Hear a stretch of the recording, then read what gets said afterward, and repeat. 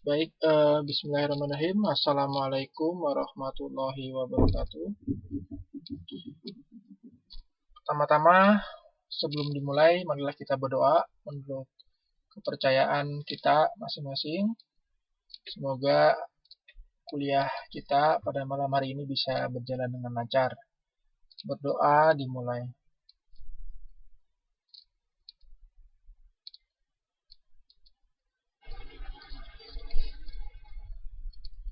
Ya, selesai. Baik, saudara-saudara sekalian, pada malam hari ini kita akan kembali melanjutkan pembahasan kita yang belum selesai ya. Kemarin kita sudah tatap muka di lokasi yang disediakan oleh Universitas Terbuka. Pada malam hari ini kita akan melanjutkan pembahasan kita, terutama berkaitan dengan materi manajemen perubahan, konsep dan implementasinya. Pada pertemuan yang lalu, saya sempat memberikan contoh tentang seseorang yang berhasil melakukan terobosan dalam mengimplementasikan perubahan di perusahaan. Dan ini yang dilakukan oleh Carlos Ghosn ya, sebagai CEO penyelamat Nissan. Satu hal yang menarik di sini, bahwa dia berhasil mengimplementasikan perubahan yang sangat besar di perusahaan Nissan. Meskipun perusahaan ini diambang kebangkrutan, namun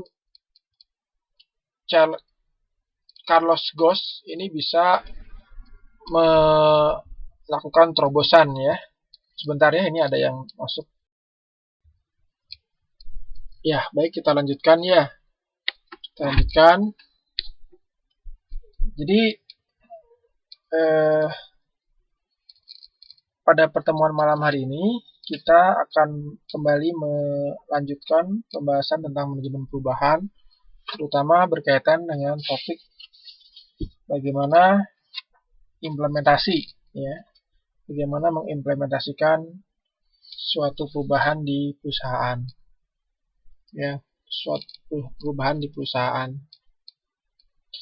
Nah, ada kisah yang menarik, yaitu tentang bagaimana perusahaan Nissan ini bisa bangkit dari keterpurukan ketika sebelumnya harus tertinggal, harus hampir bangkrut, hampir ditutup, lalu terjadi sebuah perubahan yang besar-besaran yang dilakukan oleh pemimpin perusahaannya yang bernama Carlos Ghosn. Nah, apa yang menarik di sini? Yang menarik adalah bahwa Carlos Ghosn ini berhasil menciptakan sebuah atmosfer keinginan untuk berubah seluruh elemen di perusahaan. Dan dia dikenal dengan sebagai turnaround strategi. Jadi bagaimana strategi bisa membalikkan keadaan dari pertama posisinya krisis menjadi bersinar ya, bersinar. Nah, pada malam hari ini kita akan belajar tentang bagaimana sebetulnya langkah-langkah sistematis, langkah-langkah yang berurutan agar kita bisa membawa seluruh elemen dalam perusahaan kita, dalam bisnis kita, untuk mengikuti perubahan yang kita canangkan. Ya. Nah, terdapat banyak sekali pengertian manajemen perubahan, jadi pengertian bagaimana mengelola suatu perubahan dari berbagai peneliti, dan masing-masing peneliti tentu ini memberikan penjelasan berdasarkan penelitian-penelitian yang telah mereka lakukan. Namun apabila kita tarik benang merah atau kita simpulkan dari beberapa pengertian terkait manajemen perubahan, kita bisa mengatakan bahwa manajemen perubahan adalah sebuah proses formal proses formal dalam perubahan organisasi yang dilakukan melalui pendekatan yang sistematis, yang di dalamnya mengaplikasikan berbagai pengetahuan, tools, peralatan, dan sumber daya yang dimiliki oleh perusahaan. Jadi pertama, manajemen perubahan itu untuk memulainya harus disadari bahwa ini adalah sebuah proses formal. Proses formal itu apa artinya? Proses yang memang dicanangkan secara formal di perusahaan. Jadi memang ini proses yang berjalan secara resmi ya. Secara resmi disadari oleh seluruh elemen perusahaan. Nah, ini dilakukan oleh Carlos Ghosn ya ketika melakukan perubahan di Nissan. Ya memberikan pengarahan yang tegas kepada seluruh elemen perusahaan dan memberikan perencanaan untuk beberapa masa ke depan dan target-target apa yang harus dicapai dalam memulai perubahan. Jadi manajemen perubahan itu harus merupakan proses formal ya, proses formal. Nah kemudian bagaimana melakukannya? Pendekatan apa yang harus dilakukan? Pendekatannya dilakukan dengan sistematis. Sistematis itu apa? Sistematis itu jelas urutannya, ya, dari mulai tahapan awal, tahapan kedua, ketiga, sampai tahapan akhir itu jelas. Dan ada output, input dari masing-masing tahapan. Sebagai contoh, dari mulai tahap pertama, ya, apa yang ingin dibangun, apa yang ingin disadarkan seluruh elemen perusahaan, maka ini harus jelas. Pemahaman apa yang harus dibekali, yang harus dimiliki oleh seluruh elemen perubahan agar mau mendukung perubahan itu sendiri. Kemudian setelah memiliki pemahaman yang sama, kesepakatan untuk berubah, ini menjadi input untuk tahap selanjutnya, bagaimana memulai mengeksekusi perubahan yang akan dilakukan. Sampai akhirnya mengevaluasi implementasi di perusahaan. Dan kalau sudah jalan terus-menerus ya perubahan ini,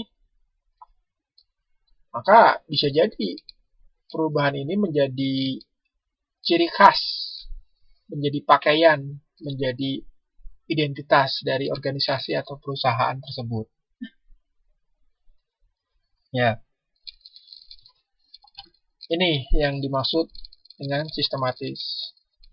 Nah, kemudian apalagi yang harus diperhatikan itu adanya sebuah implementasi dari pengetahuan dan keilmuan-keilmuan yang lain ya. Jadi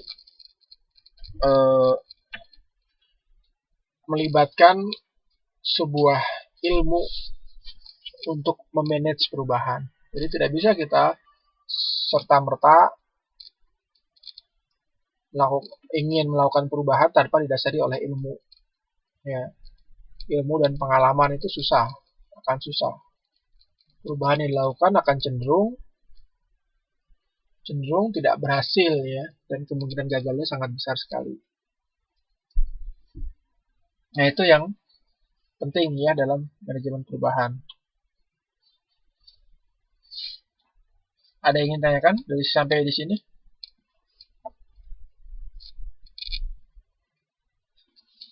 Ada yang ingin tanyakan?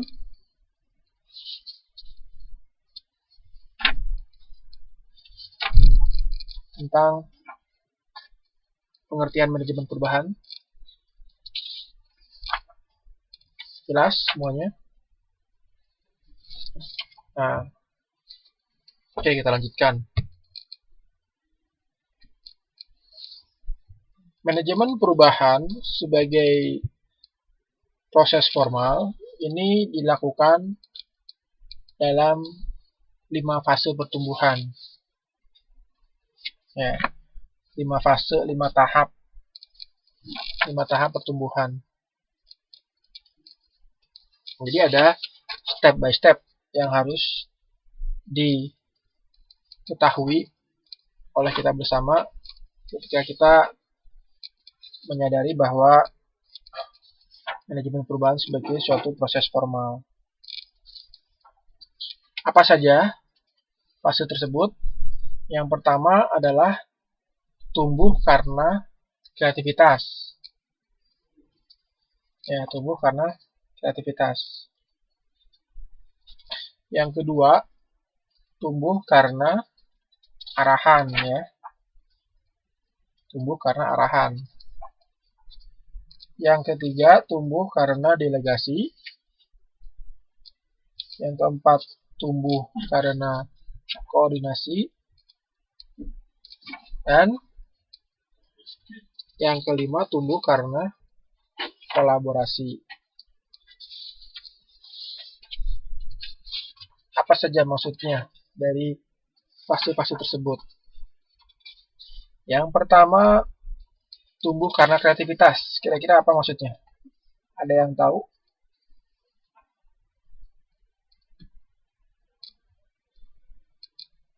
Tumbuh karena kreativitas.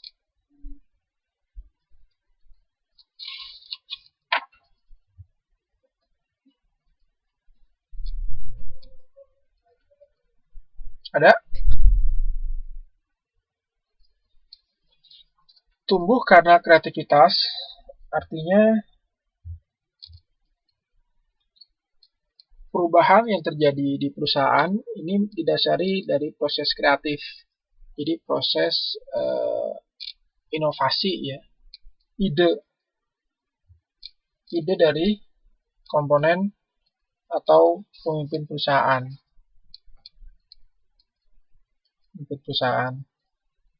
Jadi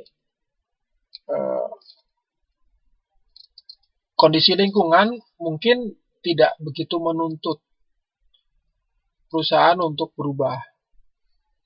Tapi ada inisiatif dari pimpinan perusahaan yang ingin sesuatu yang baru agar bisa meningkatkan kualitas dan pelayanan terhadap konsumen misalnya. Nah, ini lahir dari proses kreativitas. Ya, itu yang pertama. Yang kedua, tumbuh karena arahan. Tumbuh karena arahan ini berarti ya ada yang mengarahkan,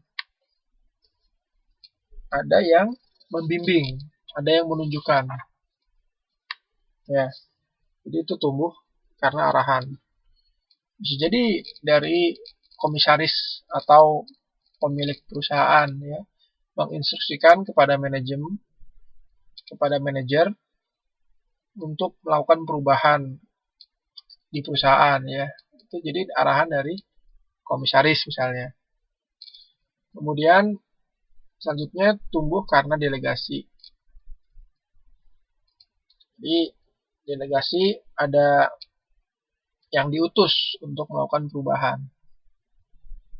Kemudian yang keempat, tumbuh karena koordinasi, ada kerjasama antar elemen-elemen perusahaan melahirkan ide baru untuk melahirkan perubahan dan diresmikan, disepakati bersama menjadi sebuah kesepakatan melakukan perubahan. Dan yang kelima, tumbuh karena kolaborasi, ya, kolaborasi. Jadi ada penyatuan dari dua perusahaan misalnya atau dua divisi menjadi satu untuk melakukan transformasi, sharing knowledge atau transformasi teknologi, transformasi pengetahuan, ya, dari kolaborasi. Jadi proses formal itu proses yang betul-betul digolkan, diresmikan, dicanangkan oleh perusahaan menjadi salah satu programnya. Ya.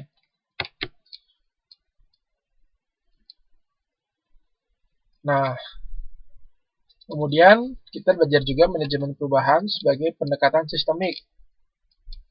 Jadi pendekatan yang dilakukan secara berurutan. dengan urutan yang logis, ya. Nah, Anda bisa melihat di modul, rekan-rekan sekalian, itu pada halaman 3.11, ya. Di sini ada sebuah gambar yang menunjukkan manajemen perubahan sebagai pendekatan yang sistematis atau sistemik, bukan sistematis, yang sistemik. Ada sistematis, ada sistemik. Bedanya apa? Kalau sistematis itu urutan, ya, fokus pada urutan, step by step. Kalau sistemik itu adalah sebagai pendekatan sistem. Jadi melihat sebuah objek sebagai suatu sistem. Melihat suatu proses sebagai suatu proses dalam sistem. Berarti kalau melihat manajemen perubahan sebagai sebuah pendekatan sistemik, berarti kita melihat manajemen perubahan sebagai suatu proses seperti sistem, gitu ya. Kebayang sistem? Sistem itu apa? Sistem itu adalah kesatuan, kumpulan, yang dalamnya ada elemen-elemen, jadi kumpulan elemen-elemen, satuan komponen-komponen, yang di dalamnya saling berinteraksi antar elemen, antar komponen, untuk membentuk suatu tujuan tertentu dari sistem tersebut. Ya, itu sistem. Contoh, sistem kendaraan, sistem mobil, ya. Ada kemodinya, ada engine-nya, ada bodinya, ada sasisnya, itu ya. Kendaraan mobil ini contohnya. Nah, masing-masing bagian itu saling berinteraksi, saling berkaitan, membentuk fungsinya agar bisa digunakan sebagai mobil, kendaraan untuk transportasi.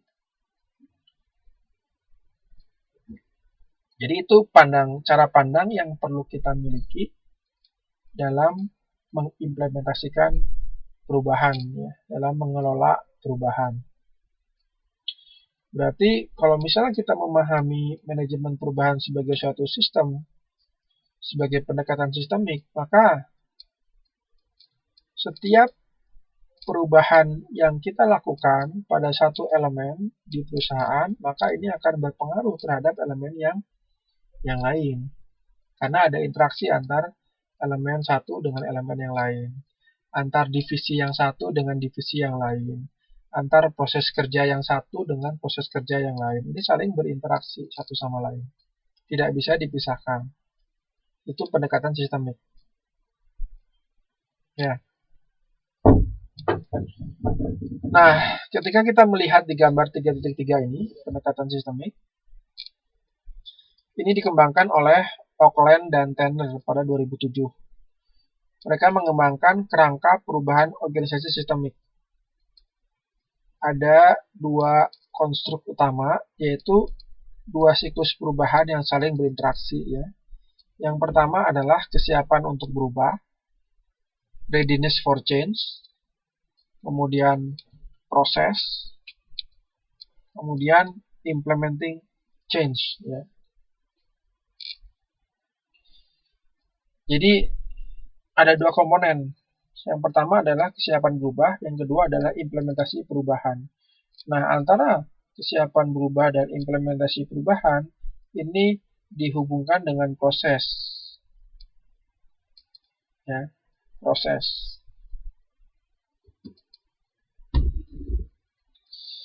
Pada gambar ini, Anda bisa melihat bahwa perubahan itu dimulai dari situasi yang mendorong terjadinya perubahan. Jadi lahir dari sebuah situasi kebutuhan, dorongan untuk berubah. Kalau tidak ada keinginan, kebutuhan, dorongan untuk berubah, maka perubahan ini tidak akan bisa berjalan dengan baik, ya. Sebagai contohnya, di organisasi masyarakat kita, gitu ya. Pak RT, Pak RW Pak Lurah sepakat untuk atau berencana untuk menciptakan sebuah sarana untuk mendaur ulang sampah gitu ya, misalnya untuk mendaur ulang sampah. Tetapi ternyata warganya tidak merasa ini butuh. Jadi buat apa kita buang-buang uang untuk menciptakan sarana untuk mendaur ulang sampah gitu ya. Tidak ada kebutuhan, tidak ada dukungan dari warganya, maka ini ya tidak akan bisa berjalan dengan baik perubahan yang akan dilakukan. Nah,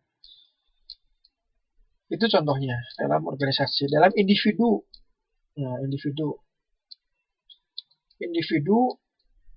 misalnya seseorang yang sudah lama memiliki kebiasaan buruk mengkonsumsi minuman keras misalnya ya. Nah, dia teman-temannya banyak yang memberikan himbauan kepada dia untuk tidak melanjutkan atau melakukan kebiasaan tersebut, mengkonsumsi minuman keras, karena dapat berdampak dampak-dampak yang buruk gitu ya, kepada dirinya sendiri maupun kepada orang lain. Namun yang bersangkutan, yang diingatkan, dia tidak merasa bahwa memang kenapa saya harus menghentikan ini. Wong saya beli minuman juga ini memakai duit saya, dan saya pun ketika minum juga tidak mengganggu orang lain, gitu ya. Artinya apa? Tidak ada kebutuhan dari individu tersebut. Sehingga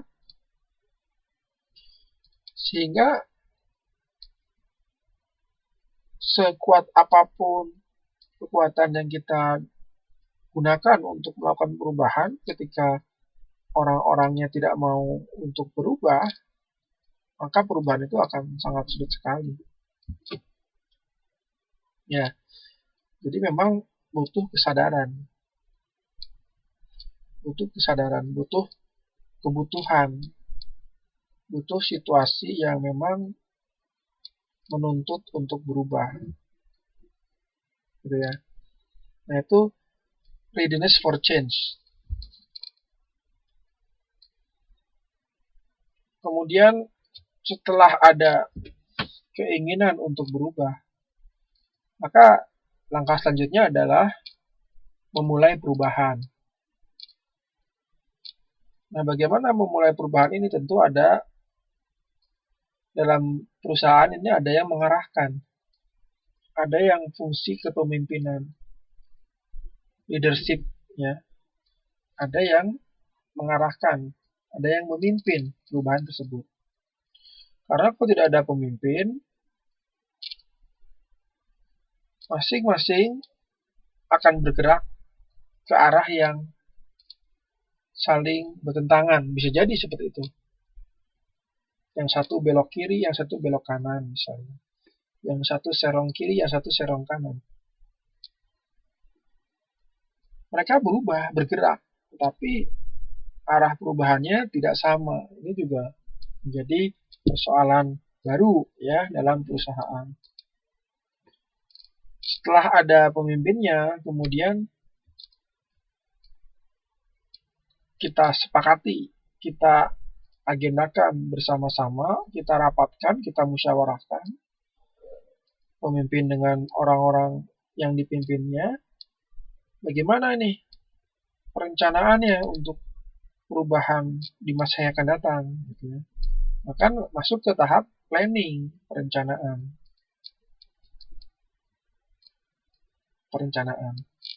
Jadi 3 langkah yang pertama ini, need for change, leadership and direction, dan planning, ini adalah langkah pertama untuk mempersiapkan perubahan. Ya, jadi 3 poin ini adalah langkah pertama untuk mempersiapkan perubahan. Setelah 3 ini jelas, planning jelas, maka baru kita bergerak, berproses Untuk apa? Untuk mengimplementasikan perubahan tersebut. Ya, berproses untuk mengimplementasikan perubahan tersebut.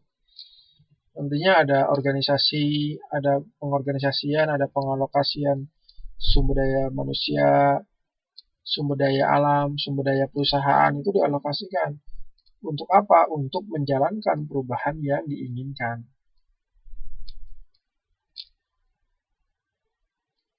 Ya.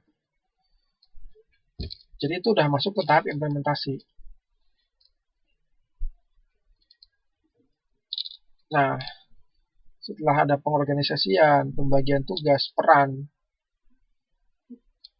ya, kemudian kontrol, kendalikan. Ini bagaimana biar tiap elemen dalam menyongsong dalam melakukan perubahan ini bisa betul-betul melaksanakan tugasnya. Dia ada sistem dan kontrol. Nah, setelah proses ini berjalan terus-menerus, ya, perubahan ini berjalan terus-menerus, maka bisa jadi perubahan ini menjadi sebuah karakter di perusahaan. Jadi kenapa di Taiwan sekarang orang-orangnya tertib gitu ya? Karena memang udah menjadi kebiasaan. Kalau pertama kali dulu itu sama dengan di Indonesia, tidak teratur, banyak terjadi konflik dan sebagainya. Sekarang sudah teratur karena memang udah menjadi kebiasaan, udah menjadi behavior. Ya, menjadi behavior.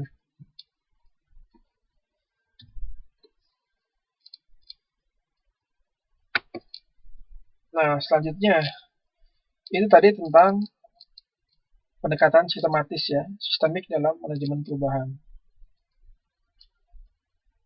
Kemudian perubahan berbasis pengetahuan. Jadi perubahan itu harus berdasarkan ilmu-ilmu yang atau teori, model-model, metode-metode, teknik-teknik, dan cara-cara ilmiah yang bisa kita gunakan untuk melakukan perubahan di perusahaan. Untuk apa kita menggunakan metode ini sebetulnya? Untuk apa? Untuk meminimalisir risiko yang ditimbulkan dari perubahan tersebut.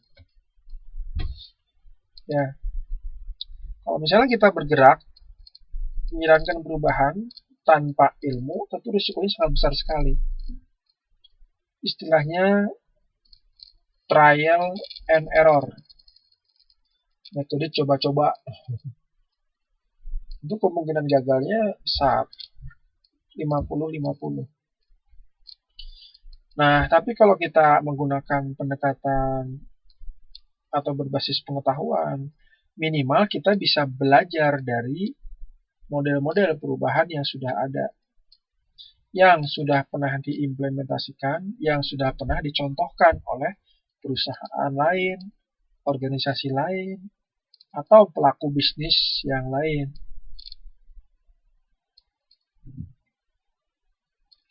Jadi, kita tidak perlu mengalami kegagalan. Harapannya biar tidak perlu mengalami kegagalan yang pernah dilakukan oleh perusahaan yang lain, gitu ya. Jadi kita bisa mengambil contoh, bercermin. Kita bisa belajar dari keberhasilan yang pernah dilakukan oleh pelaku bisnis yang melakukan perubahan di perusahaannya. Kita bisa belajar dari Charles Goss, gitu ya, yang berhasil membawa Nissan menjadi perusahaan yang luar biasa. Kita bisa belajar dari Elang Gumilang, misalnya ya, sebagai seorang mahasiswa yang sukses di bidang bisnis. Kita bisa belajar dari Hendy Setiono, contohnya Raja Kebab, gitu ya, yang berhasil menciptakan bisnis franchise kebab di berbagai wilayah, cabangnya banyak gitu ya. Banyak contoh-contohnya. Kita bisa belajar dari orang-orang yang sudah sukses. Itu pendekatan keilmuan, pengetahuan. Jadi pengetahuan keilmuan itu jangan dipikirkan pendekatan yang sulit, rumit, ya enggak juga. Ya, enggak juga. Gitu ya. Banyak orang-orang sukses yang bisa kita jadikan contoh, model untuk mengimplementasikan perubahan. Gitu ya. Nah, selanjutnya. Ini ada 4 ya. 4 teori-teori dalam proses perubahan.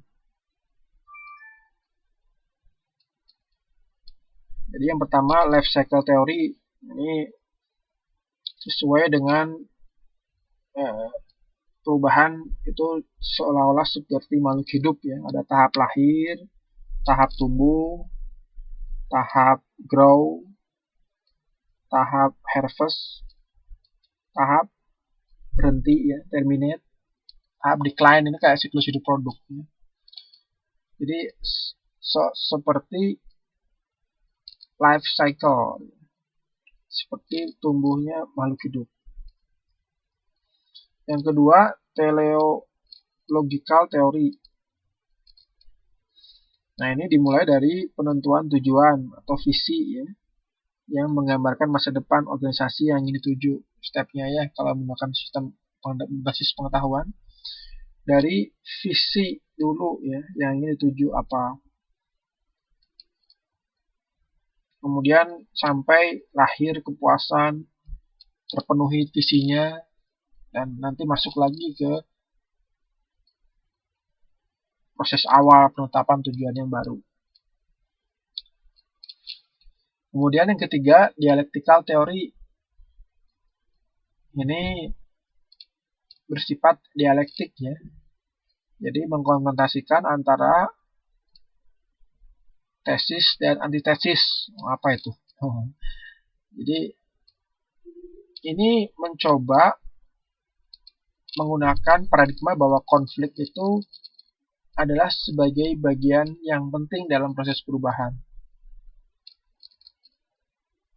Nah, jadi dengan konflik ini justru menjadi pendorong terjadinya perubahan. Bahkan bisa lebih cepat. Jadi jangan khawatir kalau ada konflik. Kita lihat dari perspektif yang berbeda ya. Mungkin kita merasa dengan konflik menjadi perpecahan. Tapi dari perspektif yang lain ini semakin memperkokoh persatuan dari elemen-elemen yang bertikai. Jadi semakin mengenal satu sama lain. Semakin bersaing ke arah yang lebih baik, yang positif. Kalau pernah nonton film ya, film tentang kisah nyata pembalap F1 Niki Lauda gitu ya, itu dia bersaing dengan temannya. Jadi mereka berdua itu saingan ketat. Jadi kalau misalnya ada beberapa seri pertandingan balap di berbagai negara ya, balapan F1 Formula 1 itu gantian, yang jadi nomor 1, nomor 2 itu gantian. Kadang-kadang Niki, kadang-kadang temannya, kadang-kadang Niki, gantian gitu ya. Dan dengan adanya persaingan ini membuat mereka mengakselerasi kemampuan, skill, kemudian performanya itu, semangatnya juga semakin tinggi karena mereka bersaing untuk menjadi juara. Hingga pada akhirnya mereka menjadi sahabat yang sangat dekat. Gitu ya. Nah, itu contoh. Jadi konflik itu bisa jadi positif. Kemudian evolutionary theory. Nah, ini perubahan menurut teori ini bersifat evolutif. melibatkan beberapa entitas dalam organisasi, dimulai dari adanya variasi kejadian di dalam organisasi sehingga memunculkan berbagai macam pilihan seleksi. Ya. Seleksi, jadi ada seleksi alam, mungkin ya, ini diambil dan mengadopsi dari teori evolusi.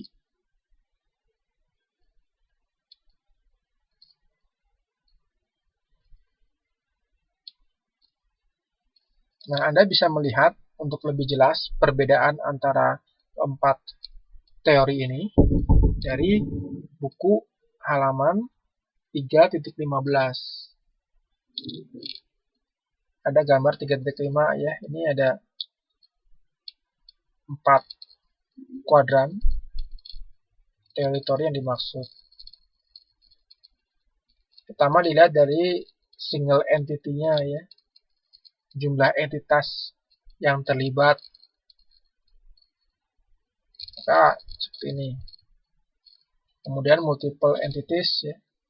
Itu melibatkan lebih dari satu entitas.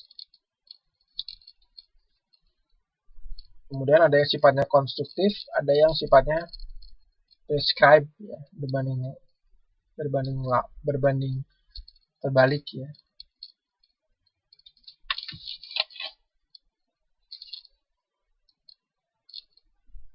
Jadi kalau yang sumbu Y itu unit yang dirubah maksudnya.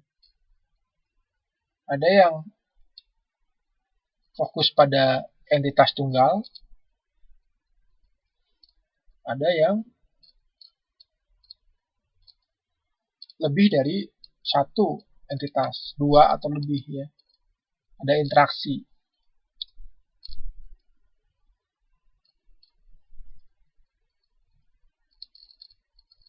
Kemudian ada yang sifatnya emergent, mendadak.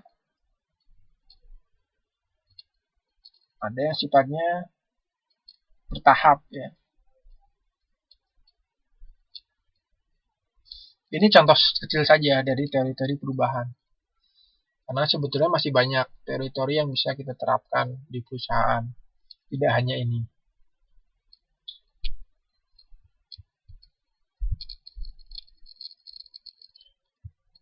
Nah, dalam perkembangannya antara manajemen perubahan dan pengembangan organisasi, ini kadang ada dua perdebatan. Jadi ada beberapa peneliti yang membedakan antara perubahan dan pengembangan organisasi. Jadi perubahan itu apa, pengembangan organisasi itu apa. Walaupun sebetulnya apabila kita melihat secara hakikat, ini dua-duanya hal yang sama secara substansi ya. Artinya ada sesuatu yang berubah gitu ya. Sesuatu yang bertransformasi menjadi sesuatu yang lain. Sesuatu itu bisa macam-macam, bisa proses, bisa struktur, bisa posisi dan sebagainya.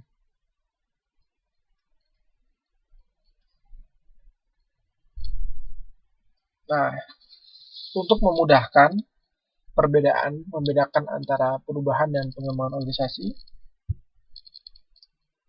beberapa peneliti dia membaginya menjadi 5 kriteria. Menjadi 4 kriteria ya. Yang pertama dari segi tekanan outputnya, ini penekanannya di mana gitu ya. Yang kedua pada metodenya.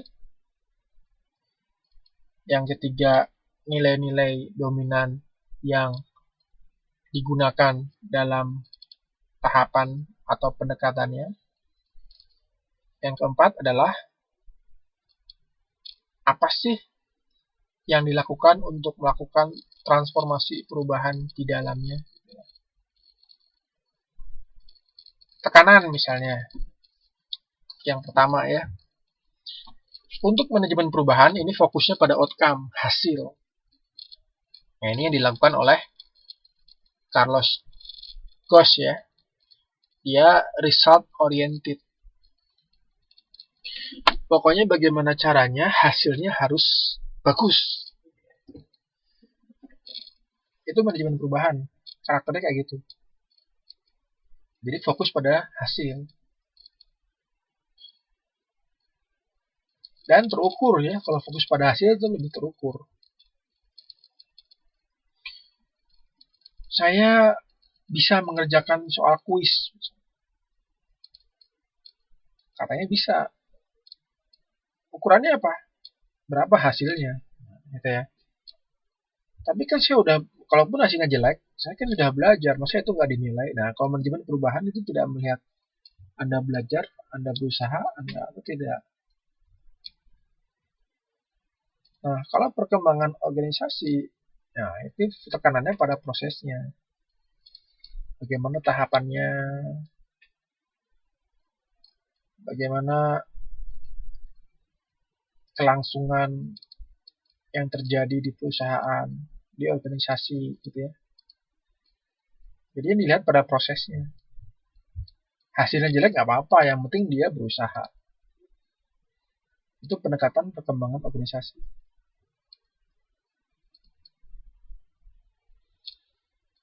Nah, metodenya, ini metodenya juga beda.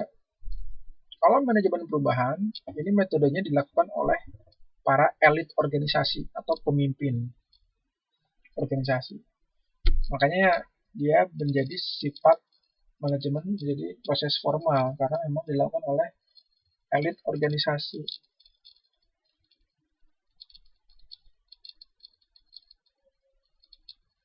Ya. Sedangkan perkembangan organisasi dia proses partisipatif. Jadi proses yang dilakukan atas partisipasi dari komponen-komponen di organisasi. Jadi bedanya begini ya, kalau manajemen perubahan itu datangnya dari atas, kalau perkembangan organisasi ini datangnya dari bawah biasanya. Ya, kalau lihat dari struktur organisasi ya.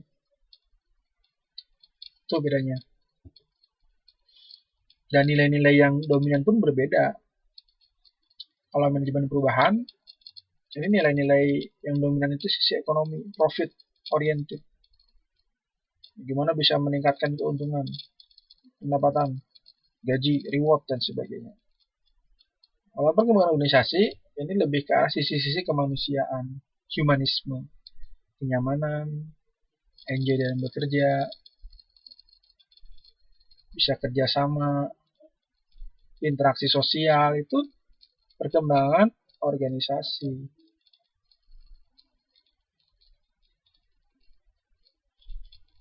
Nah, bagaimana bentuk manajemen perubahan yang dilakukan implementasinya?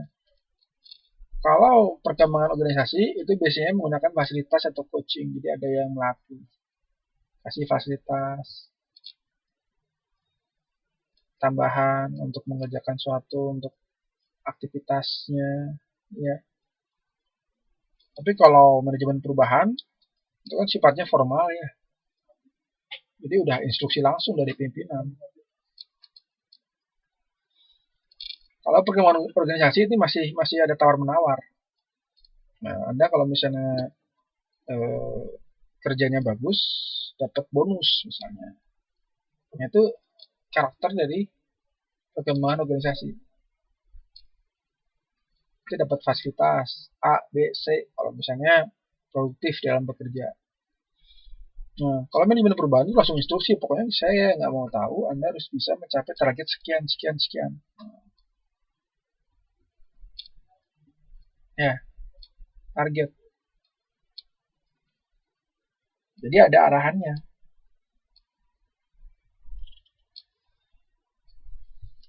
Ini ya bedanya, bisa dipahami?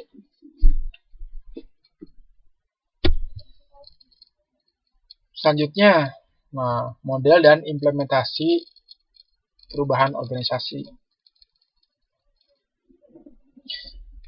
Nah, ketika kita tadi memahami bahwa manajemen perubahan itu merupakan suatu proses formal, kemudian berjalan secara sistematis dan sistemik, dan juga harus didasarkan oleh keilmuan yang jelas, maka bagaimana sebetulnya model atau contoh praktis yang bisa kita gunakan untuk mengimplementasikan perubahan organisasi. Praktis ya. Ini praktis nih, lebih praktis. Kalau tadi kan sifatnya strategis ya. Perencanaan, strategis itu ya. Jangka panjang. Kalau ini praktis itu lebih pendek, jangka pendek. Apa saja? Nah, Book tahun 2002 dia menyatakan ada 5 cara agar modelnya bisa digunakan sebagaimana mestinya. Model perubahan itu kan banyak. Kita cari model perubahan yang sesuai, kita terapkan di perusahaan kita kan. Nah, bagaimana nanti cara mengimplementasi dari model perubahan tersebut? Nah, si Book 2002 dia memberikan tips bagaimana mengimplementasikan perubahan organisasi.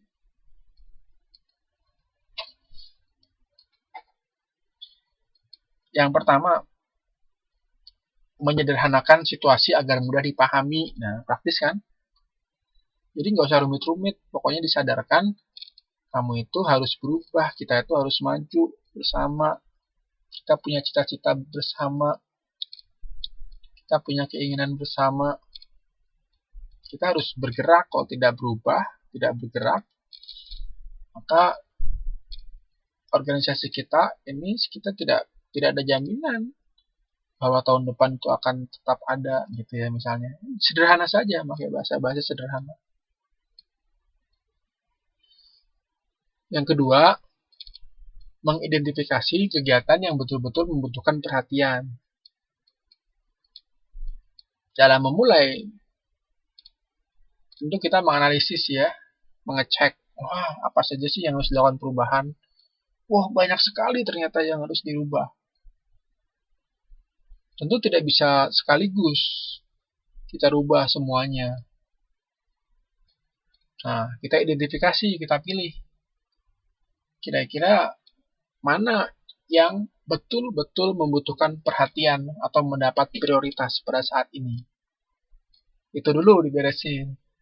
Itu yang paling penting. Kalau itu udah beres, udah kita rubah, baru nanti kita masuk ke hal yang lain. Itu ya, kebayang ya? Dua tahap ini. Nah, yang ketiga, bagaimana keterkaitan antara properti organisasi dengan perubahan yang akan dilakukan. Jadi antara strategi dan struktur organisasi yang udah ada ini nyambung nggak, sesuai nggak kebutuhannya. Kita ada rencana ingin mengembangkan produk yang sangat cepat, sangat bagus, modelnya cepat berubah, up to date, cepat ya maksud saya. Sementara di dalam strukturnya ini tidak ada fungsi atau bagian yang menangani Research and Development (R&D) atau yang bertanggung jawab dalam desain produk. Nah, ini jadi masalah kan? Kita ingin menciptakan produk yang up to date, sementara tidak ada yang mendesain produk. Maka ini jadi permasalahan. Bagian keuangan ada, bagian HRD ada, bagian operasional ada, tapi nggak ada yang mendesain. Ini masalah. Jadi kita cek mana yang dibutuhkan dari strukturnya, mana yang harus dihilangkan, juga bisa. Yang keempat, menggunakan bahasa yang sama dalam diskusi. Jadi dengan bahasa yang sama, artinya perspektif yang sama, cara pandang yang sama, paradigma yang sama. Paradigma yang sama ya, jadi membahas, menilai itu memang ada kesamaan bahasa, kesamaan cara pandang. Katakanlah cara pandangnya cara pandang perusahaan, maka menilai sesuatu itu dari cara pandang perusahaan, dari produknya misalnya. Bagaimana nih biar perusahaan ini terus sama? Kan ada ini satu cara pandang perusahaan, yang satu cara pandang konsumen. Nah, ini bisa tidak nyambung, bisa berbeda. Kecuali memang sepakat kita harus melihat dari berbagai sudut pandang untuk menciptakan perbaikan di seluruh bagian misalnya. Bisa gitu ya. Tapi yang lebih penting adalah bahasa yang sama sehingga mudah dipahami oleh satu sama lain. Intinya mudah dipahami bahasa yang sama itu ya. Biar gampang ngerti. Biar tidak bingung. Biar tidak mumet ya. Apalagi kalau udah pakai bahasa-bahasa yang ilmiah. Kadang-kadang saya bingung juga nih, di buku-buku ini isinya bahasa-bahasa ilmiah semua nih. Kayak bahasa Inggris kayak, aduh kadang-kadang kita kan nggak biasa ya. Kita biasanya pakai bahasa-bahasa Indonesia ya, bahasa-bahasa alay ya, waduh, bahasa-bahasa sederhana pergaulan gitu kan. Ya tapi nggak apa-apa, nanti kita belajar ya untuk menggunakan bahasa-bahasa ilmiah. Kan mau mengerjakan karil kan ya semester depan, karya ilmiah, tentu harus terbiasa dengan bahasa ilmiah. Itu ya. Bahasa yang sama dalam diskusi. Nah, kemudian yang kelima, menyediakan pedoman tentang urutan tindakan. Jadi, kita rencanakan dulu. Kita mau ngapain selama periode tertentu, selama 1 bulan ini mau ngapain. Minggu pertama mau melakukan aktivitas apa, minggu kedua mau aktivitas apa, ketiga, keempat, dan seterusnya. Itu ada pedomannya, urutannya jelas. Itu didiskusikan bersama. Ya.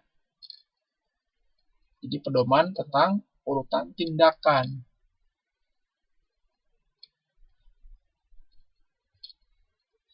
Jadi kalau misalnya mau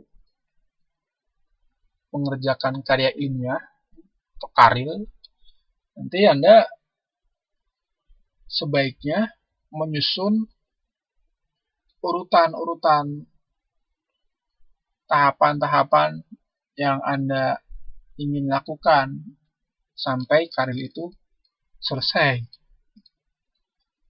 Tahapannya mau ngapain aja. Minggu ini mau ngapain? Mau studi literatur misalnya. Minggu besok studi kasus. Minggu selanjutnya analisis dan seterusnya. Ya. Kalau jelas gitu nanti bisa ngukurnya. Oh, minggu ini saya harusnya ngerjain ini, ternyata saya belum beres. Nah, berarti ini harus dikejar biar beres gitu ya. Itu jadi pedoman untuk menentukan urutan tindakan-tindakan kita dalam menyelesaikan sesuatu, termasuk melakukan perubahan. Membawa sebuah perubahan di perusahaan itu harus jelas dan parameternya pun harus jelas. Setiap tahapan, setiap urutan. Gitu ya. Oke, lanjut. Nah, ini ada model perubahan organisasi yang bisa kita jadikan pedoman. Pedoman untuk apa? Untuk mengimplementasikan perubahan di perusahaan kita.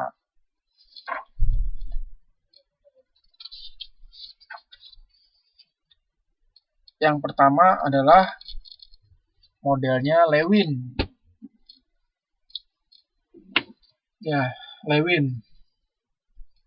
Kemudian modelnya Harris dan Bechart. Kemudian model critical path model dan model sistem. Model Lewin ini dikenal dengan model 3 tahap. Tahap unfreezing, movement, change, dan refreezing. Tahu artinya unfreezing, movement, dan refreezing? Unfreezing itu apa? Freeze itu apa sih? Freeze beku ya. Kalau unfreezing itu berarti kebekuan itu dipecah, dicairkan. Maksudnya apa?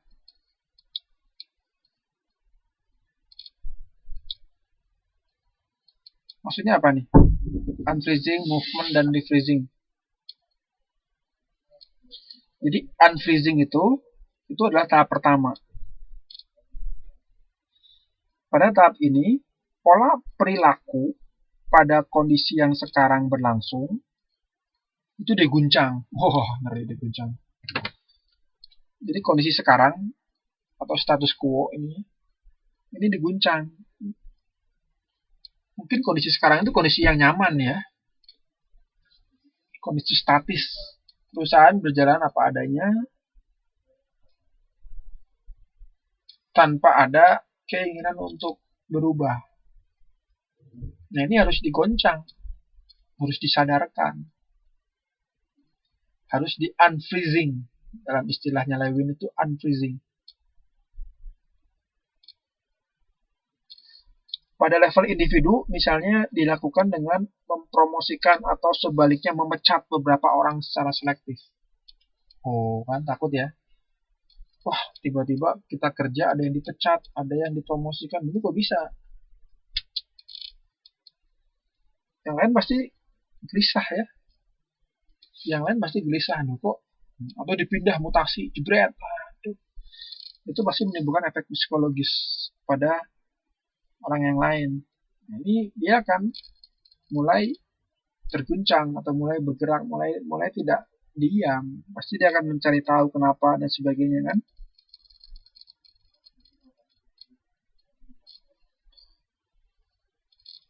Tujuannya untuk menyadarkan para anggota organisasi akan adanya kebutuhan untuk berubah. Untuk meningkatkan perhatian mereka terhadap pola perilaku yang selama ini menjadi pedoman bertindak dan membuat mereka lebih terbuka terhadap perubahan organisasi. Itu unfreezing. Nah, setelah sadar, baru jebret, movement, change. Dia akan memulai perubahan. Akan bergerak untuk memulai perubahan. Nah, jadi akan berubah dari kondisi sekarang ke kondisi yang diharapkan. Itu movement atau change. Pada level individu, misalnya kita berharap agar memiliki perilaku, keterampilan atau skill yang baru, gitu ya, yang lebih baik dari yang saat ini dimiliki. Gitu ya. Nah, setelah movement, setelah berubah, maka tahap selanjutnya adalah refreezing, dibekukan kembali menjadi karakter identitas. Membangun sistem yang memungkinkan pola perilaku yang baru ini terus bertahan dan diaplikasikan di perusahaan gitu ya. Kebayang? Ya, keadaan yang tidak nyaman. Jadi yang berada di comfort zone atau zona nyaman ini diguncang biar dia sadar kalau tidak nyaman, dia harus berubah dan bergerak. Kondisi yang lebih baik. sudah bergerak, terbiasa menjadi karakter, kita rancang sistemnya biar terus-menerus menjadi identitas, behavior dari individu-individu tersebut. Gitu ya. Ini contohnya aplikasinya ada di buku ini ya, di British Airways.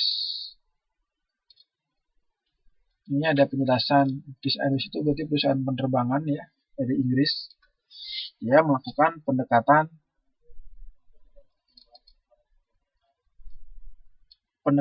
model Lewin dalam perubahan organisasi.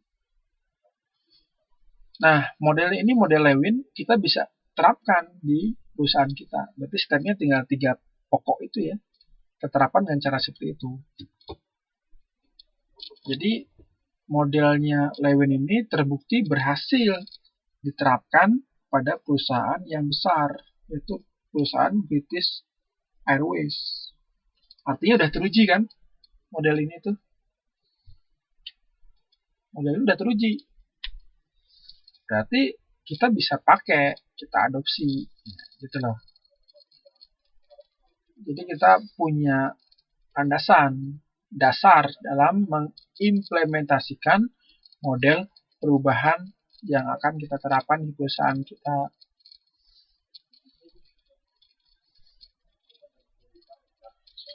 Yang kedua, model perubahan Becker dan Harris. Jadi perubahan itu adalah apa? Kalau modelnya Harris dan Becker sama dengan ABC lebih besar dari D. Itu apa tuh? A itu menunjukkan ketidakpuasan terhadap keadaan status quo. Status quo itu kondisi saat ini. B itu masa depan yang diharapkan. C, langkah-langkah praktis yang dijalankan dalam perubahan. D, biaya untuk melakukan perubahan.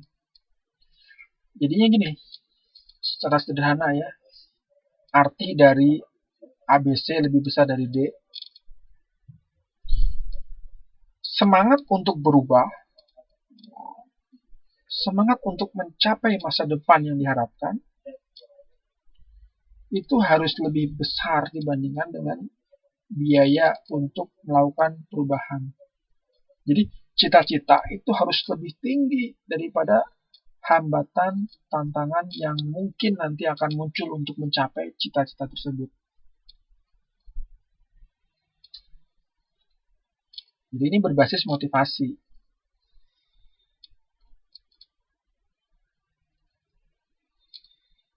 Bayang ya. Nah, di model ini kita nanti perlu meminimasi biaya-biaya untuk melakukan perubahan. Perlu meyakinkan pihak-pihak yang terkait dengan perubahan bahwa kondisi sekarang ini sedang bermasalah. Ya, dan perlu mengajak mereka untuk apa?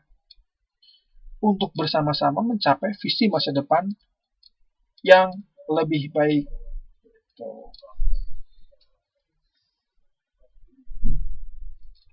Sekarang kondisinya tidak memungkinkan, tidak apa-apa. Yang penting fokus kita mencapai keinginan, cita-cita, tujuan yang lebih baik dari saat ini. Motivasinya besar, gitu ya. Itu model Becker dan Harris. Jadi itu dibuat suasana seperti itu di perusahaan kita, di karyawan kita. Sulit atau tidak harus dicoba dulu, ya. Jadi jangan ngomong sulit kalau belum dicoba. Tuh. Kalau sudah dicoba berulang-ulang belum berhasil, sulit, belum tentu kita evaluasi apa yang salah misalnya. Gitu ya. Selanjutnya yang critical path model. Nah, critical path model ini adalah model jalur kritis istilahnya itu ya. Critical path model, kritis path itu jalur, model itu model. Jadi model jalur kritis. Fokus dari perubahan model ini adalah unit aktivitas atau level organisasi. Jadi bukan pada level individu. Jadi proses perubahan yang dipimpin oleh seorang manajer terhadap organisasinya. Jadi udah bergeraknya bersama-sama.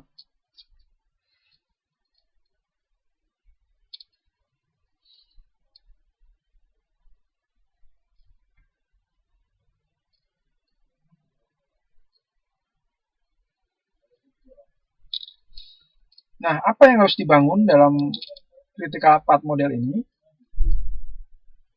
Yang harus dibangun adalah bahwa perubahan itu bukan hanya kepentingan segelintir orang yang ada di pucuk pimpinan, tetapi juga kepentingan semuanya. Nah, ini ya bedanya ya. Ini yang penting. Jadi bukan saya saja yang untung misalnya, tapi juga kamu untung, yang lain untung, semua untung. Ini demi kepentingan kita semua. Oleh sebab itu, keterlibatan seluruhnya ini merupakan proses perubahan yang sangat penting, gitu ya. Ini butuh keterlibatan critical path model ini.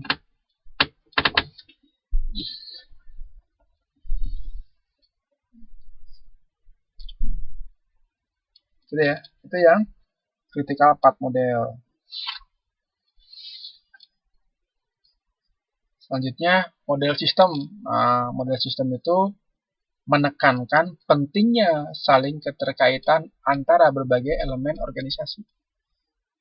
Ciri khas sistem ada keterkaitan, ada bagian, ada elemen. Nah, itu kita penting ini untuk melihat keterkaitan antar elemen organisasi. Sehingga, dampaknya apa?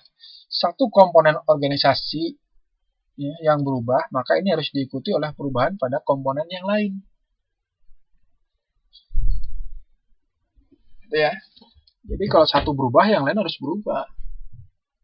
Karena ada interaksi. Karena kita itu bersistem. Hidup itu bersistem.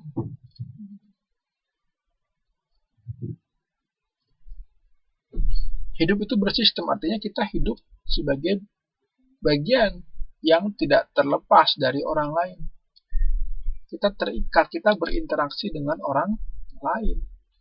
Makanya penting untuk saling menghargai, saling menghormati. Kita memang berbeda, tetapi kita tidak mencari perbedaan, tetapi mencari persamaan. Gitu ya.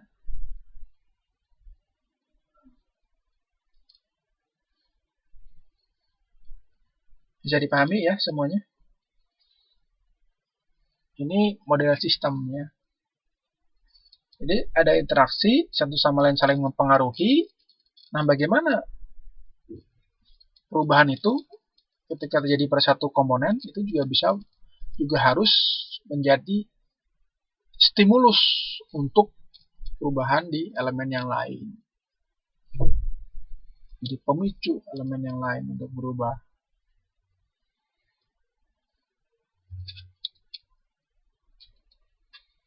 Oke ya, jelas ya. Oke, selanjutnya. Nah, tadi kita membahas tentang model-model perubahan yang bisa kita adopsi untuk mengimplementasikan perubahan-perubahan di perusahaan kita. Selanjutnya, ini ada pendekatan manajemen perubahan.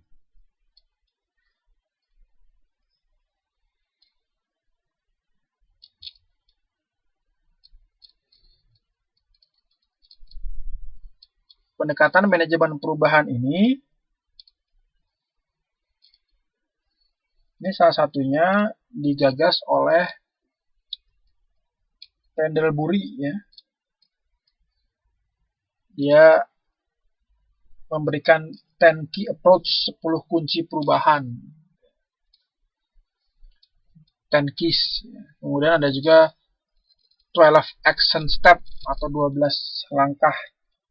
langkah untuk memulai pendekatan manajemen perubahan. Kemudian juga ada 10 commandment. 10 commandment. Bukan 10 commandment yang dalam agama tertentu, itu bukan ya. Kemudian ada juga transformation trajectory. Apa lagi nih istilahnya, susah ya? Istilahnya susah gak? Istilah-istilahnya susah, tapi nggak apa-apa, namanya juga ilmiah ya, harus terbiasa nanti ya dengan istilah-istilah ilmiah, karena kita mahasiswa ya, jadi lebih keren daripada yang bukan mahasiswa. Nah, Anda bisa lihat ini ya, pendekatan manajemen perubahan ini, keempat-empatnya, itu pada halaman 3.59. Ya, contoh pendekatan manajemen perubahan. Intinya ini adalah step-step untuk memulai perubahan. Ini step-step untuk memulai perubahan.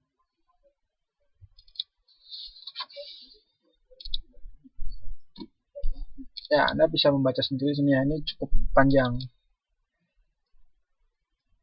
Biar Anda lebih jelas. Ya. Nah, pendekatan yang lain yang cukup populer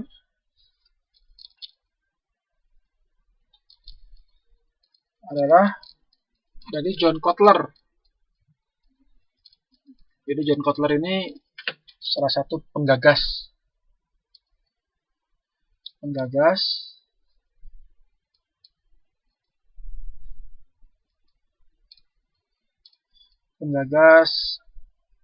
apa itu step-step perubahan ya.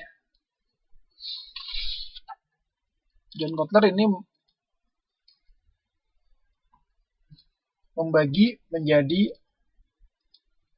8 langkah untuk melakukan perubahan. Jadi John Kotler ini populer karena dia tulisan-tulisannya itu ini diterbitkan juga di universitas terkemuka, yaitu Harvard Business School. Menjadi tulisan di Harvard Business Review dan menjadi tulisan yang mendapat respon yang luar biasa dan banyak diminta oleh pembaca. Dia bahkan menciptakan buku ya, menulis buku yang diberi judul The Heart of Change. Hati untuk berubah, jantungnya perubahan gitu ya. Nah, di bukunya ini mencoba mengurai satu persatu dari 8 poin yang ada di slide ini.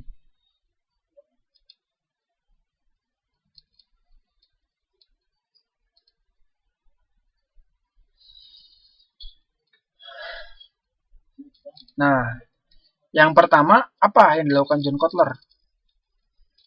Yang pertama, membangun suasana perlu segera dilakukan perubahan. Nah, ini sama dengan tadi ya. Memang intinya sama. Pertama itu harus disadarkan bahwa kita itu harus berubah. Suasana, atmosfer, perlu, urgensi. Ini contoh-contoh yang lain juga sama. Memang ini tahap pertama. Nah, John Kotler tapi lebih detail. Ada tindakan-tindakannya untuk membangun suasana tersebut. Anda bisa melihat di halaman 3.63. Silakan dibuka bukunya.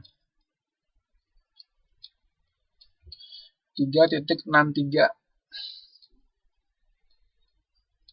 Udah? Ada tabel ya? Nah, tabel itu bisa digunakan untuk membantu memahami 8 tahapan ini. Ini udah menjadi resume, ya. Resume dari bukunya Kotler. Kemudian yang kedua, memastikan ada agen-agen perubahan yang disegani untuk mengawal perubahan. Jadi membentuk tim sebagai agen perubahan untuk membantu mendorong terlaksananya perubahan. Jadi misalnya kalau di perusahaan itu ada tim transisi. Tim transisi yang berfungsi untuk menggodok perubahan yang diinginkan dan memastikan perubahan tersebut berjalan. Gitu ya. Setelah itu, setelah ada timnya, baru dikembangkan visinya. Dikembangkan visi yang memungkinkan orang-orang fokus pada perubahan tersebut. Visi udah jadi, komunikasikan kepada seluruhnya. Mengkomunikasikan visi.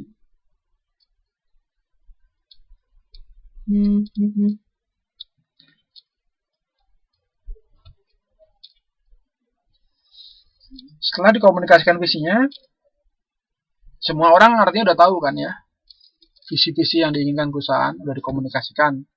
Nah, baru diberdayakan staffnya. Staff.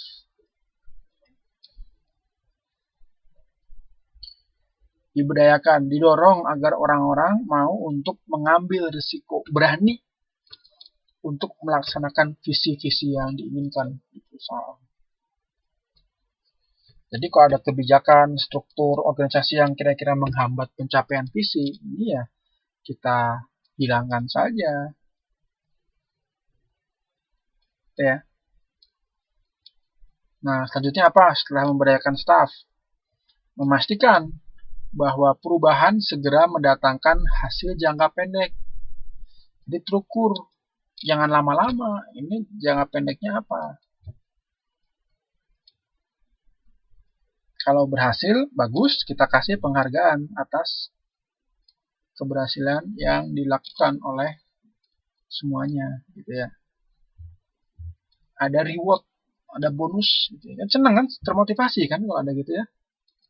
Akhirnya semangat untuk melakukan perubahan lagi. Ya, pinter ini tekniknya si Kotler.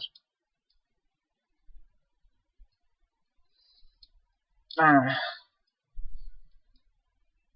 jangka pendek udah dipastikan terjadi, hasilnya jelas. Lalu mengonsolidasikan keuntungan. Ini sama ya, memberikan penghargaan bagi orang yang melakukan tindakan positif terkait dengan perubahan. Ciptakan proyek-proyek baru yang masih berkaitan dengan proyek perubahan sebelumnya. Jadi kalau ada ide-ide baru yang satu tujuan dengan sebelumnya, ini kita dukung, kita apresiasi ide-ide dari mereka. Nah, setelah 7 step ini berjalan terus ya, secara kontinu, nah ini kita bumikan menjadi perubahan dalam budaya organisasi. Jadi perubahan ini menjadi budaya organisasi. Kalau istilahnya yang tadi itu kata Lewin itu refreezing. Jadi dibekukan, distabilkan menjadi budaya organisasi. Sama kan ya? Sama. Intinya sama, cuman dia ada yang lebih detail, ada yang simple dalam menjabarkan tahapan-tahapan atau pendekatan-pendekatan dalam manajemen perubahan. Gitu ya. Bisa dipahami? Ada pertanyaan? Tidak? Nah, kemudian ada lagi pendekatan yang lain, yaitu pendekatan kontingensi.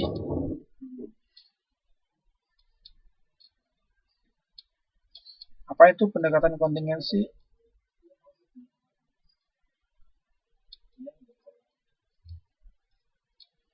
Jadi pendekatan kontingensi ini menganggap bahwa tidak ada satupun pendekatan yang paling benar. Karena semuanya tergantung pada konteks yang melingkupinya atau konteks yang dihadapinya. Jadi rekan-rekan sekalian, nanti kalau misalnya ingin melakukan perubahan dimanapun Anda berada, manajemen perubahan, Anda melihat dulu situasi, kondisi, dan domisili. Kalau disingkat itu SIKONDOM ya, situasi, kondisi, dan domisili. Situasinya gimana, kondisinya bagaimana, lalu wilayahnya di mana tempatnya. Ya. Ini pendekatan kontingensi.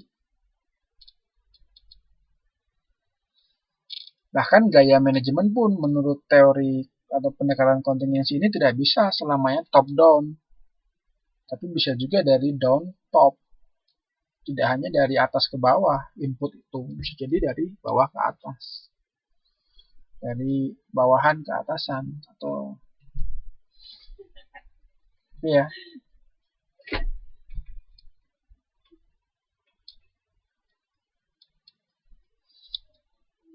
Nah, ini pendekatan kontingensi yang populer ini dibangun atau salah satunya oleh Dexter, Dunphy, dan Dogstage. Ini kedua peneliti ini mengatakan bahwa proses perubahan organisasi dapat didekati melalui dua perspektif. Yang pertama, gaya manajemen. Yang kedua, skala perubahannya. Gaya manajemen ada 4. Kolaboratif, konsultatif, direktif, dan paksaan. Tahu ya bedanya ya? Dari kata-katanya udah jelas. Kolaboratif berarti menjalin kolaborasi dengan bawahan, gaya manajemen, ciptakan kolaborasi antar divisi dan sebagainya. Konsultatif, ya seperti konsultan aja. Ada masalah, segera memberikan treatment bagaimana solusinya ketika akan atau menjalankan perubahan, melaksanakan perubahan. Direktif, arahan langsung. Kamu gini, instruktif gitu ya, direktif. Paksaan, nah paksaan ini dipaksa. Mau nggak mau kamu harus ngikutin saya atasan gitu misalnya. Tuh. Direktif. Nah, skala perubahan. Skala perubahannya itu ada 4. Ya. Ada yang fine tuning. Ini artinya bertahan pada situasi perubahan. Skala perubahannya tidak begitu ekstrim berubah ya, tapi kita lihat mengikuti dari situasi saat ini. Incremental yang disesuaikan berarti sebagian saja yang disesuaikan dengan kebutuhan. Kemudian transformasi modular dan transformasi korporat. Perubahan secara modular, secara horizontal, dan secara korporat, secara perusahaan total. Anda lebih jelas ini bisa lihat nih dari halaman 3.66. Pendekatan perubahan kontingensi.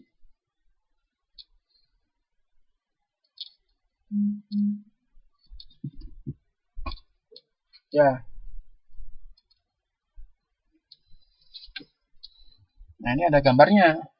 Jadi yang mana yang incremental, modular, korporat, konsultatif gitu ya. Dan ada penjelasannya di sini, Anda bisa membaca.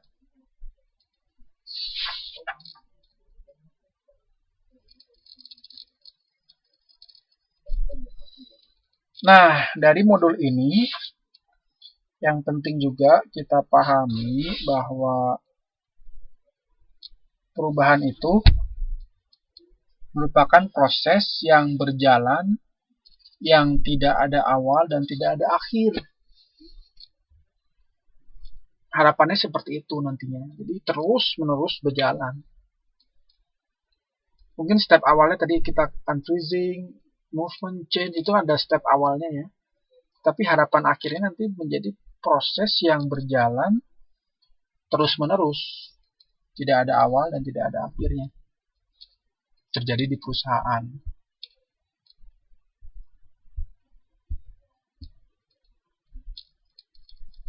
Gitu ya, bayang ya, itu harapannya.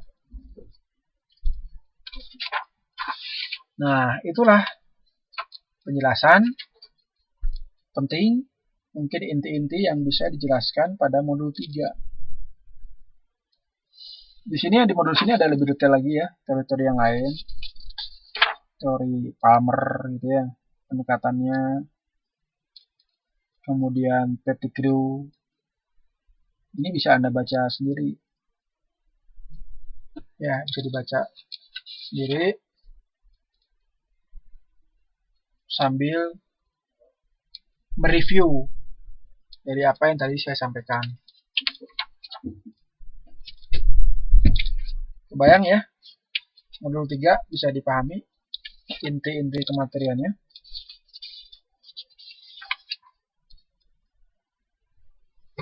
Nah, kita masuk ke modul 4. Modul 4 ini saya memberikan sedikit gambaran nanti untuk pertemuan selanjutnya. Jadi pada modul 4 ini kita akan belajar tentang faktor paling penting dalam menentukan keberhasilan perubahan, yaitu faktor manusia dan kepemimpinannya. Ini manusia ini adalah faktor yang paling kompleks, yang paling dinamis, yang paling sulit untuk diatur, dan yang paling indah yang membuat organisasi itu menjadi lebih hidup. Ya, ada faktor manusia. Nah, nanti kita akan belajar tentang karakter dari karyawan. Karyawan sebagai bagian dari manusia, ya, sebagai manusia.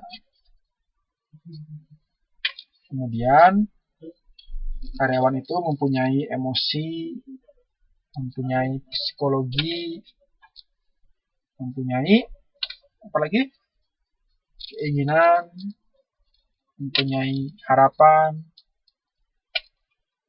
ya. Itu nanti bagaimana kita bisa mengelola, memastikan, memimpin, menciptakan kepemimpinan agar karyawan-karyawan kita mau untuk melaksanakan, menjalankan program perubahan yang kita canangkan, gitu ya.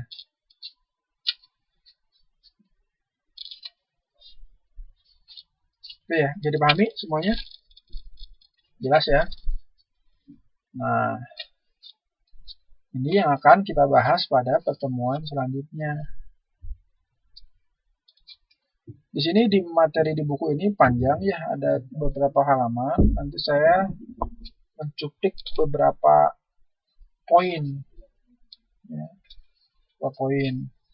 Kita masih punya berapa bab lagi ya yang harus selesai.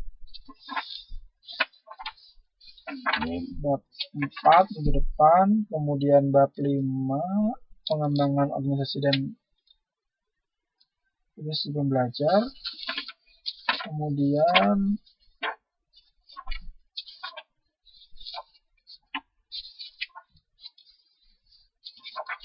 setelah organisasi pembelajar nanti masuk ke inovasi.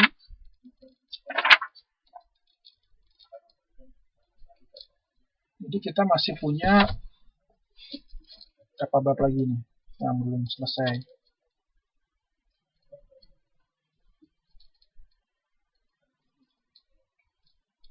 Satu, dua, tiga bab lagi. 3 bab lagi. Hari ini pertemuan keempat. Berarti ya pas ya, 4 pertemuan lagi. Bisa mengejar ya. Jadi minggu depan belajar tentang faktor manusia dan kepemimpinan. Minggu selanjutnya organisasi dan organisasi pembelajar. Terus masuk ke pengetahuan dan inovasi organisasi. Jadi kita selesai satu modul, satu buku ya, total 6 modul. Itu ya, beres lah insya Allah. Mudah-mudahan rekan-rekan sekalian bisa mengikuti, bisa mencerna apa yang saya sampaikan. Jika ada kekurangan dalam penyampaian, saya mohon maaf. Masih ada pertanyaan? Tidak kira-kira? Mbak Rifkonah, Mbak Suhartini, Mbak Yunita, Mbak Muji. Ada pertanyaan? Halo, tidur ini sih Gana. Pada tidur ya sih Gana. Oh, nggak ada. Nggak ada. Oke, kalau tidak ada, saya cukupkan ya pertemuan malam hari ini. Ya, mungkin lebih cepat ya, 10 menit. Nggak apa-apa ya, jadi rekan-rekan nanti bisa beristirahat atau melakukan aktivitas yang lain sebelum tidur. Oke ya. Tidak ada pertanyaan? Jika tidak ada pertanyaan, kita cukupkan saja. Wabillahi taufiq wal hidayah. Wassalamualaikum warahmatullahi wabarakatuh.